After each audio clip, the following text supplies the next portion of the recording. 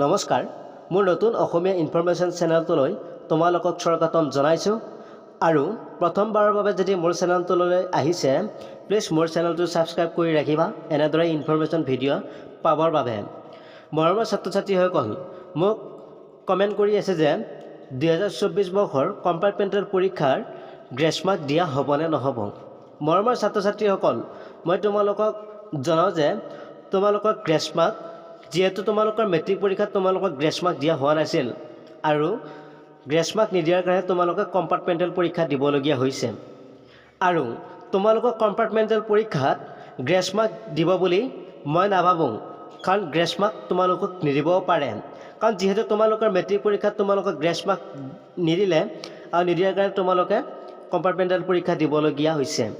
আৰু তোমালোকক বৰ্তমান কম্পাৰ্টমেণ্টেল পৰীক্ষাত তোমালোকক গ্ৰেছ মাৰ্ক দিব বুলি মই নাভাবোঁ আৰু তোমালোকৰ কোন তাৰিখে তোমালোকৰ ৰিজাল্ট ঘোষণা কৰিব মৰমৰ ছাত্ৰ-ছাত্ৰীসকল তোমালোকক জুন মাহৰ তৃতীয় সপ্তাহত ৰিজাল্ট ঘোষণা কৰিব আৰু জুন মাহৰ তৃতীয় সপ্তাহত ৰিজাল্ট ঘোষণা কৰিব আৰু কোন তাৰিখে ঘোষণা কৰিব সেইটো বৰ্তমান উল্লেখ কৰা হোৱা নাই আৰু কোন দিনাখনে তোমালোকক ৰিজাল্ট ঘোষণা কৰিব মই তোমালোকক মোৰ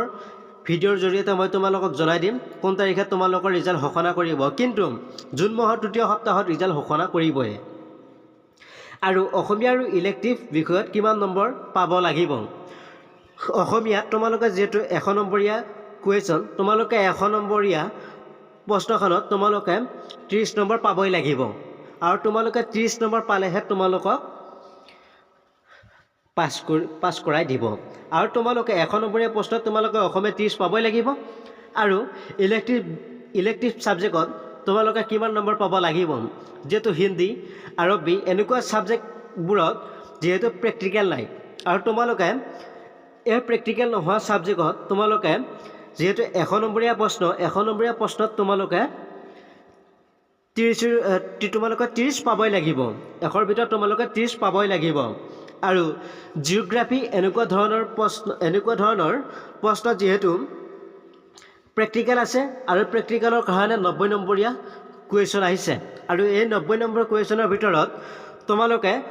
27 মাৰ্ক পাবই লাগিব অৰ্থাৎ তোমালোকে 27 নম্বৰ পাবই লাগিব